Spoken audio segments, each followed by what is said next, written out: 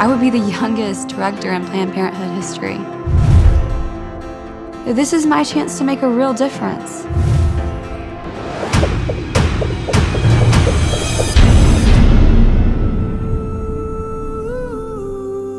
$22,000 abortions. How do I even begin to comprehend that? Let me tell you what's going to happen if you go in that door. Welcome to a special Parousia Hour. I am Sharbel Raish, your host, and I have a very special guest all the way from the United States, Abby Johnson. And I'd like to bring her on and say good day, Abby Johnson. How you going? Doing well. Thanks for having me on. Thank you for coming on. Wow. I see it behind you right there. You've got the Unplanned movie. We're super excited to release it in Australia, and we can't be more excited right now. We've waited a long time to make this accessible to our viewers. It's now available through our Parousia On Demand platform, which I'll put up on the screen for people. But what a journey you've had, and I'd really love to dive in to learn more about it. But things are going well over there, I imagine. Yeah, things are going great. And when I decided to do the film, and I decided to do Unplanned, and I was a little nervous. I was a little hesitant to do it, honestly. But gosh, I had no idea that it would be going across the globe and impacting the amount of people that it has, and just really showing the truth. I mean, that's what I wanted. I wanted people to see the truth. People have been lied to about abortion, about the reality of abortion for so very long. And it was time for everything that was kept in darkness to be brought to light. And that was really what I was hoping that Unplanned would do. And so just being able to witness the fruit of that, the things that God is doing through the film has really been tremendous. Wow, praise God. I understand. People are saying they're going in before they watch the film pro-choice, and they come out pro-life. I've heard you say that on some interviews, and I just feel, wow. That's amazing. What an impact that's having. Yeah, and you hope that will happen. You're like, we're gonna cross our fingers and hope that happens. But gosh, the emails were just, when it was here in the US, emails were pouring in every day. People saying, I walked in pro-choice, I walked out pro-life, I walked in as a critic of this film, ready to just rip it apart, rip it to shreds, and they walked out a believer, they walked out a pro-lifer, and that's incredible. And even so many stories, so many women who walked in considering abortion and just went to go see the film because somebody told them, you should go check out this film before you make a decision. And so many babies have been saved because of what the Holy Spirit's been doing. So it's been phenomenal. That's testimony to your great commitment there. So thank you. Wow. Let's get to know. This is your first time on our show, and people can watch the movie, of course, but I think it would be nice to hear it from you a little bit about who Abby Johnson is. Sort of a quick snapshot, I guess, of how it all began. Yeah. Well, first of all, I'm a wife, and I've been married for about 14 years to my husband, Doug. We have 8 amazing children, one who's knocking at my door right now, trying to get in. I know the feeling. We are converts to the Catholic faith. Okay. We joined the church Easter of 2012. Definitely the best decision that we've ever made as a family. Thank you. And I'm just a testament to God's infinite radical grace that he gives to all of us. I worked at Planned Parenthood, the US's largest abortion provider, for 8 years. I was a clinic director and got involved believing that I was doing the right thing, that I was going to be helping women that we were going to be trying to keep abortions rare. Yes. Learned after working there for some time that abortion was just a product that we were selling to people on the market, and it was our largest cash generating product that we had, revenue generating product. And that women, our patients, were really just seen as commodities, someone who was coming into the clinic that we could make money off of. All of that bothered me, but I think I really believed in my mind, I can correct this. I thought, there's a problem with the structure. There's a problem with the organization. There's a problem with how we're treating people, but I can fix that. I've gotten high enough up in management now, and I can turn this around. That was really, I was hopeful.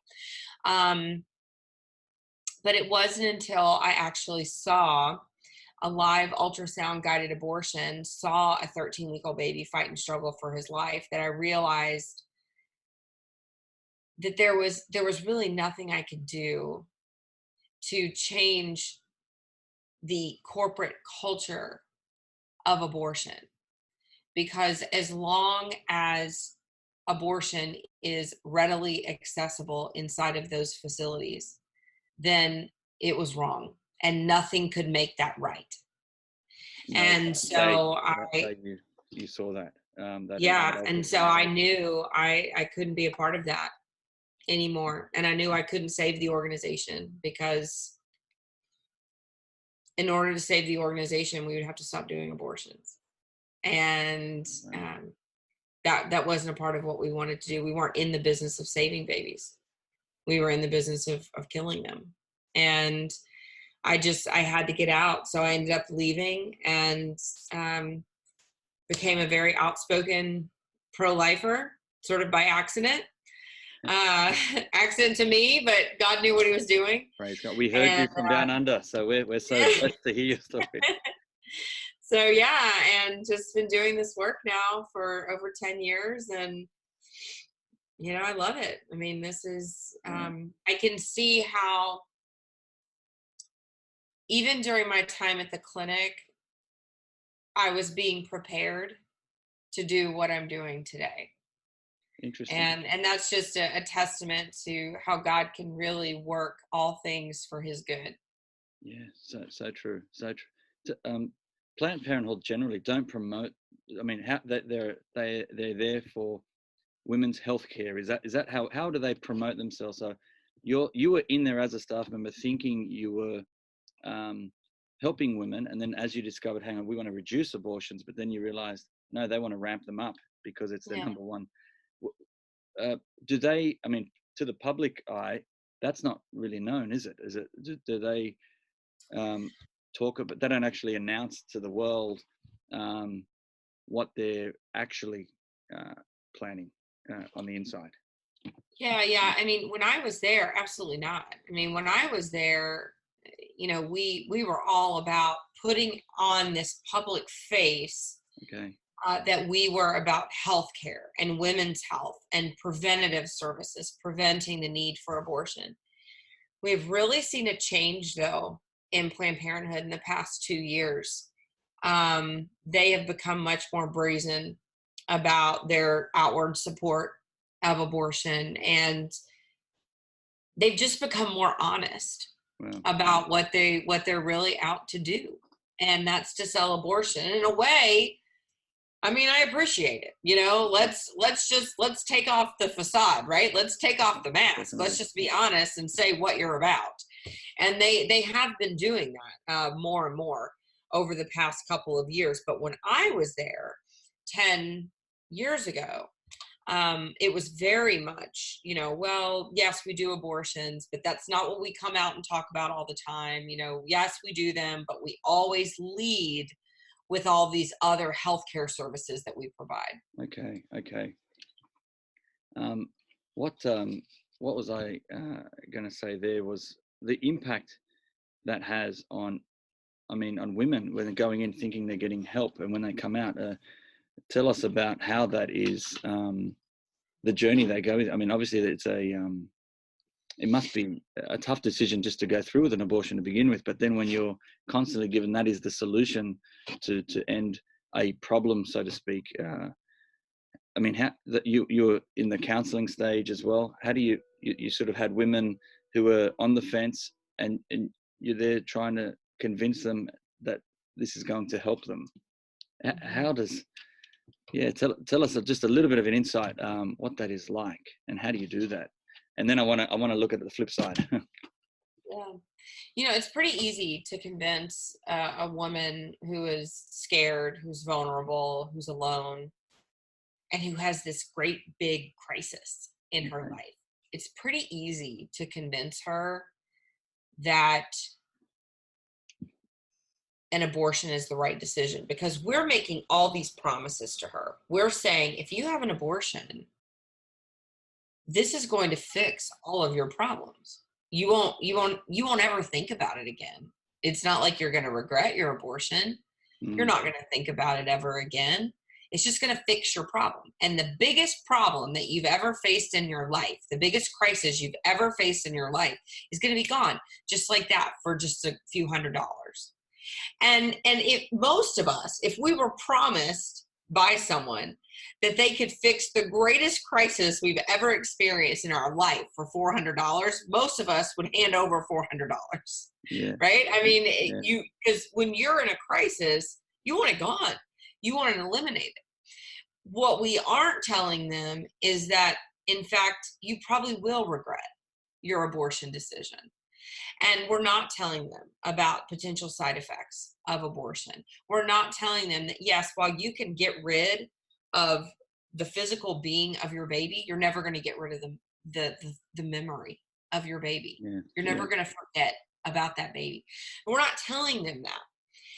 And so because we are withholding so much information and deliberately lying about so much, they are very easily convinced that they're making the right decision. And we're there with all the solutions. Wow. Or at least we say we are. Tell in the movie, I've watched the movie now in Unplanned, and noticed there were the protesters outside of Planned Parenthood, and you would see them and you would greet them in the way the movie portrays, and then there was a particular person there that was praying for you. You sort of befriended her, and then she was a Christian, and then the moment you had that ultrasound in the movie, and tell us how this relates in real life. You sort of snuck around to go see them. Is that and you basically went to them, and that they were praying for years. They thought, Abby Johnson was never going to change, but here you are going to them. Tell us about, I guess, the years of seeing the protesters, what that was like for you. Were you sort of shutting them out? Were you, what was going on there? What was that for you as a worker at Planned Parenthood?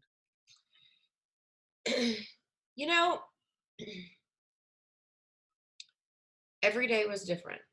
Okay. Some days, I'm sure they thought I was nuts, because some days I would wake up in the morning and I would get ready for work, and I would say, I'm going to be really nice to the protesters today. I'm just going to kill them with kindness. I'm going to be just the nicest person that they run across all day. And I would be. And then some days I would wake up and I would, as soon as I saw them, as I was driving up to work, I would just immediately become angry, and I would yell at them as I walked in my office, and flip them off or cuss them out or something. I mean, you're constantly wrestling with who you are, who they are, and what you believe about both. Okay. And a part of me wanted to believe that they really did care about us. A part of me did believe that.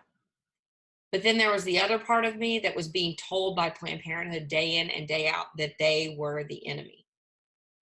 and that they wanted to harm us, that they didn't care about us, that it was those people who go and shoot abortion doctors and bomb abortion clinics. And so it's just you're constantly wrestling all the time. It's a very difficult place. It's a difficult space to live in, to be that conflicted all the time. Absolutely. I guess we've got to convince ourselves as humans that there is an enemy. There's always an enemy, and that's how we're going to justify our position. Now, take us through. You've left Planned Parenthood those early years, and you were in the film, which I'm super excited. It's available right now. But on the flip side, you were on the other side of the fence, and then you were trying to help some women. Tell us a bit about that as well. Now you're on the other side of the fence. What do you say in those moments? And then this might give some tips to people who do go outside of abortion clinics where we're allowed to go.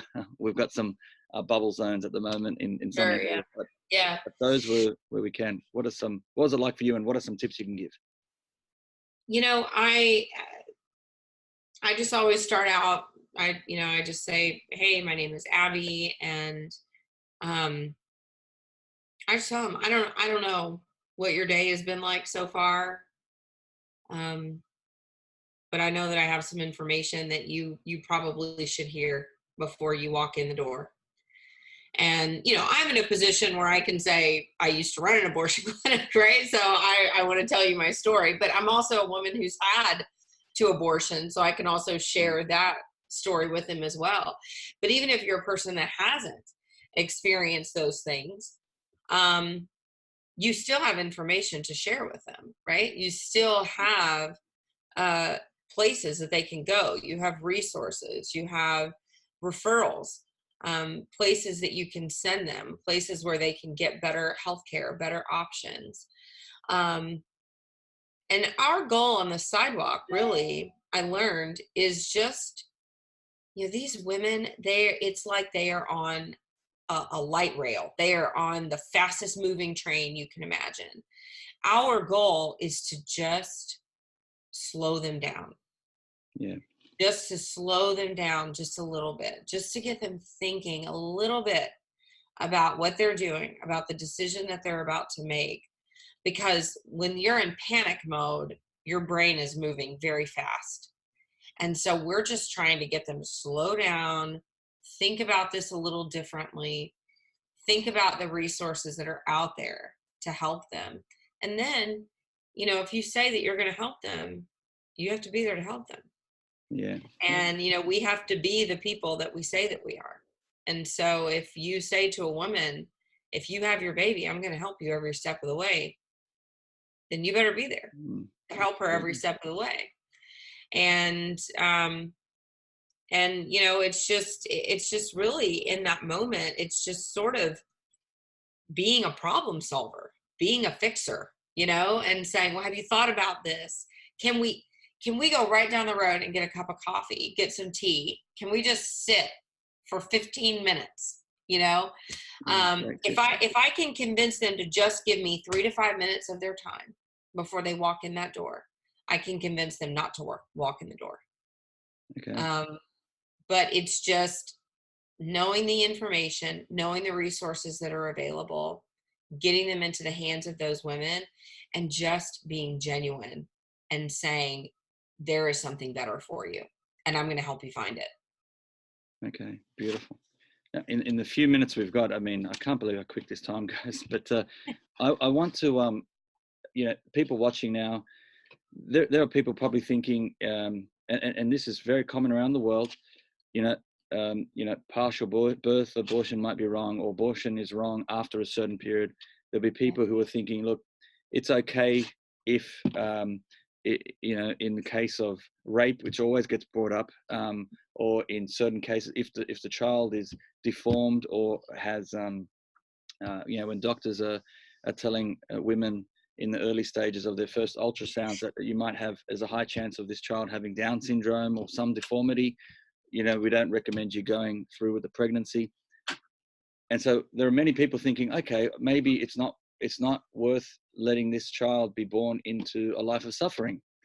What do you say to those women right now, and men, fathers as well? What could we say?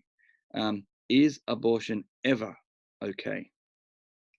Abortion is never okay, because it is never okay to take the life of an innocent human being. And here's the thing. Yeah. When we start determining value and worth on human beings, depending on how they were conceived, how they look, their abilities, their disabilities, we are treading down a very, very dangerous road. We are traveling down the road of eugenics, where we are saying some people, depending on their characteristics, are worthy of life. And some people who don't have those characteristics are not worthy of life. That is why the Holocaust took place, okay? Because it was eugenics minded. And they were basically saying, these people are worthy and these people are not. And the people who are not should die.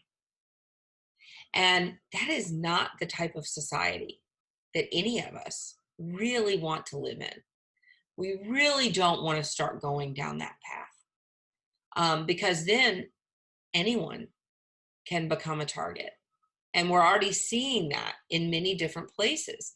And even here in the US, where, you know, children are vulnerable, you know, in the womb, certainly children are vulnerable. The elderly then become vulnerable. Yeah. You lose your worth after a certain age. You lose your worth in the womb. You lose your worth directly after birth. You lose your worth depending on the color of your skin. It's a very slippery slope, and it's just not something that we really want to go down. It's not something that you want to go down as a country, as a society. And to insist that some people have more value than others is such an elitist attitude. Yeah. And not the attitude that God wants any of us to have. I expect non-Christians, I don't expect non-Christians to act like Christians, right? So when a non-Christian says to me, well, I support abortion, I'm like, well, of course you do, right? Yeah. When a Christian says to me, well, I don't support abortions except in these cases, that's mind-boggling to me. Because either God is sovereign, either God creates all life, or he doesn't. Yes. And if God is truly the kingdom, if he is truly the king of this kingdom, of all creation, then how can we look at our creator and say that this was a mistake? Exactly. And so I think that, you know, as Christians, that's what's most frustrating to me is to hear these sort of exception arguments from Christians. There should never be an exception, because every single life is created with a purpose. Sometimes we don't understand that purpose in that moment, but every single life is created with a purpose. My husband taught special ed. He stays at home with our kids now, but he taught special ed for about 8 years. And he had a student in his class. So this is when I was working at Planned Parenthood. And he had a student in one of his classes that he had a very rare sort of disorder where his bones would actually harden. And they would harden so that they wouldn't be able to move anymore. His joints would harden. And so he was paralyzed. He was in a wheelchair. He was in a lot of pain. And he was a high school student. And my husband was responsible for some of his care and for teaching him and modifying activities for him. And I remember he died. And he died when he was about 16 years old. And it was while my husband was teaching him. And my husband went to the funeral. And I remember him coming back from the funeral. And this was really profound to me during my time at Planned Parenthood, because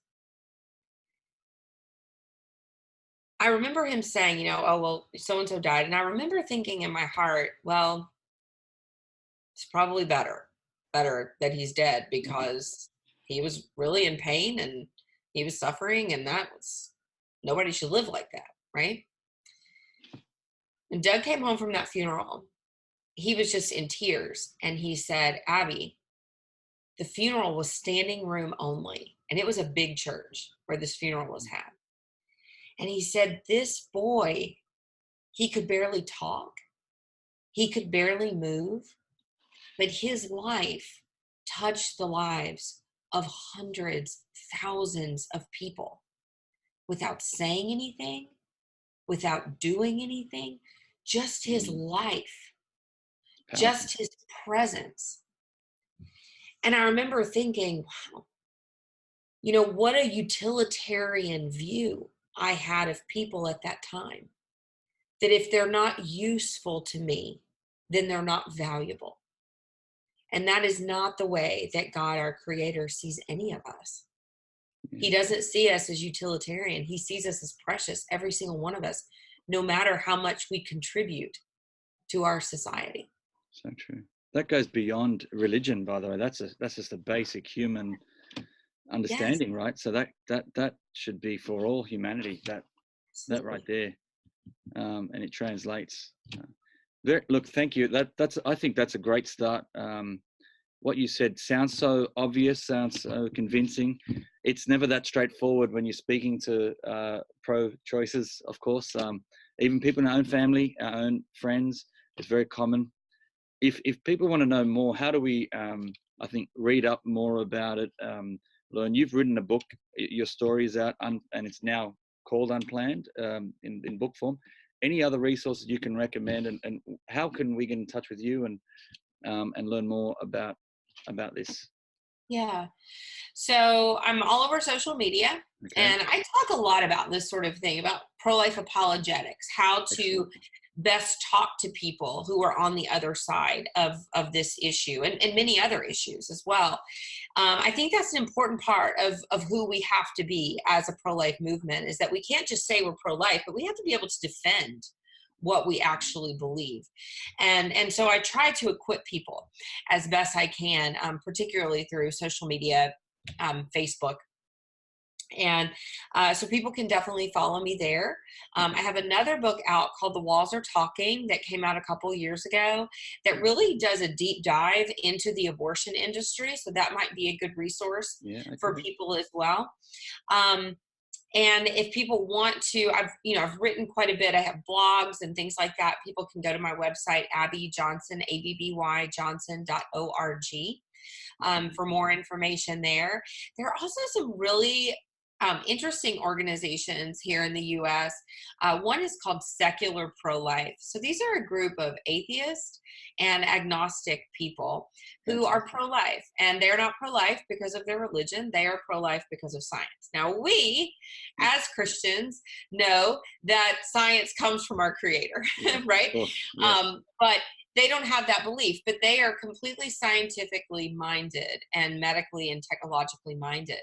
And so for us as pro-lifers, sometimes it's good to look at what they're saying as well, because many of the time we're talking to people who are also people who are atheist, people who are have no religious faith, and so being able to talk to them at a level that they understand sometimes really helps. And so I would encourage people to go to their website, Secular Pro-Life, look up some of their articles. They've got white papers. They have, some different apologetics, little excerpts on their pages. And so I'd encourage people to look at them as well. But we have to do our part as pro-lifers to really know why we are pro-life. Yes, love it. Was there another apostle that you began? Was it Then There Were None? Is that just, yeah? Is that still going? And what? Just if you can briefly tell us about what is that and the process there. Yeah, it's a ministry. We help get abortion clinic workers out of the abortion industry and get them onto a path of healing and hopefully into relationship with Christ. Wow. And we have helped 550 abortion workers leave their jobs. Praise God. And so it's been really amazing. And we really, really want to expand internationally. So if anybody in Australia wanted to start an And Then There Were None chapter, we would love to work with you on that. So you could shoot me an email. Absolutely. Oh, thank you. It's so encouraging to hear the pro-life movement in America going strength to strength. There really is a real, the tide is turning, and it's clear there. And Australia is sort of way behind, but we're getting there. We're waking up a bit more. You're getting there. We're getting there, and we're going to keep praying. And you know, Washington D.C., the big March for Life in January. I imagine you would be there, of course. I will be there every year. I will be there. Just to tell people, we don't get it in the news here, but the numbers that turn up, is it true? It's in the hundreds of thousands that are turning up. Last year, it's usually between 400,000 to 500,000 people that come every year. We have had more. The 40-year anniversary of Roe v. Wade, we had probably about 650,000 people. Wow. The beautiful thing is that about 70% of the people there are below the age of 30, which is incredible. Because the pro-choice movement would love for everybody to believe that everyone who is pro-life is white and over the age of 75. And that's just not true. The pro-life movement is very diverse. It's made up of all different types of people, all different ethnicities, age groups, men and women, all different kinds of people. And lots of women, right? There are lots of women. Lots of women. Majority of people who are pro-life are women. We hear that all the time. Men shouldn't be talking about this issue because they don't understand. But women are. There's probably more women that speak up than men, as far as I understand. Absolutely, yeah. The pro-life movement is the majority of the pro-life movement is made up of women, and but we need men to continue to stand up and to fight. You know, it's interesting when people here in the U.S. say to me, well, I just don't believe men should be involved. I always say, oh, really? So then you don't support the ruling of Roe v. Wade in the U.S.? And they say, well, no, of course I do. And I said, well, but that ruling was made by a Supreme Court made up of all men. Wow. So if men shouldn't have a say, then you certainly don't believe in the validity of Roe v. Wade, right? And they're like, well, no, that's not what I mean. Oh, you must have so much fun in your encounters. Look, I want to thank you so much for your time with us today. We actually excited. The movie comes out today in Australia on digital. People can go to perusiamedia.com. They'll see the image, the graphic of Unplanned. They click on it and they can have it for, I think it's $14.99 at the moment. So it's cheaper than the DVD, and you can own a copy in your own on whatever device you like. So that's available right now at the perusiamedia.com website. Click on store and it'll go straight there. We actually have the actress next week. Ashley Bradshaw. Yeah. Ashley Bradshaw, that's right. She's here on this show next week, and we're going to talk about, I guess, her insights as the actress, and she would have had to get to know you. She has a great story too that she found out while she was on set. So yeah, she'll be able to share that with you. Oh, final thoughts. What do you want to see? The impact this film has. What do you want to see moving forward? What are your sort of hopes and dreams of this? And what are the possibilities now that you didn't even see this coming? Now I guess you can dream big, right? So what is the dream? What is the goal? You know, right now, I want as many people to see this film as possible, because I do believe that the truth that is shown in this film it's culture changing. And I want this film to just go out everywhere. I want it to be widespread all over Australia. I want it to be widespread all over New Zealand, all over Europe. I mean, I want it to be everywhere, because we have been kept in the dark for far too long, and people deserve to know the truth. And I hope that it creates a lot of dialogue, a lot of conversation about abortion. You know, I know in Australia, I was there for 3 weeks, about 9 years ago. And I know how people just, I don't know. It's just people have been sort of apathetic. They haven't really been talking about abortion. In Australia, they are now. Absolutely. And so I hope that this movie can continue just to be a catalyst for change in Australia and all throughout the world, that people will feel really emboldened and empowered to stand up and defend life. Wow, that's great. That's a great wish. I wish that too. And we're going to do our bit at Parousia in collaborating with all the pro-life movements as well. So know of our prayers. We're praying for you and your apostolate and ministry. Please pray for us down here in Parousia in Australia and our efforts. We'd love to get you down here one day. I would love to come back. 9 years has been too long. So right, I'd love got to it come on back. camera. We're going to get you down here. We're going to find a time and make it happen. So I want to thank you so much. I'd like to thank you off air if I can. I'm going to just close the show and then just say goodbye officially to you off air. But I'll just say thank you everyone listening. Get to parousiamedia.com, click on store, go to and see the Unplanned movie now. It's available right now at the Parousia Media website. Get your copy today in digital form, whatever format you need. And we are excited to announce that Ashley Bratcher is going to be on the show as well next week. Get to know the actress behind the film as well. So get onto it, and we'll speak to you next week. Have a blessed week. God bless. This could change everything. Can you feel it now? Something's in the air. Oh, this could change everything. I know we're gonna know it when we get there. No more waiting, I'm taking the chance. This could change everything. Let it begin. Congratulations. You've managed to make an enemy of one of the most powerful organizations on the planet.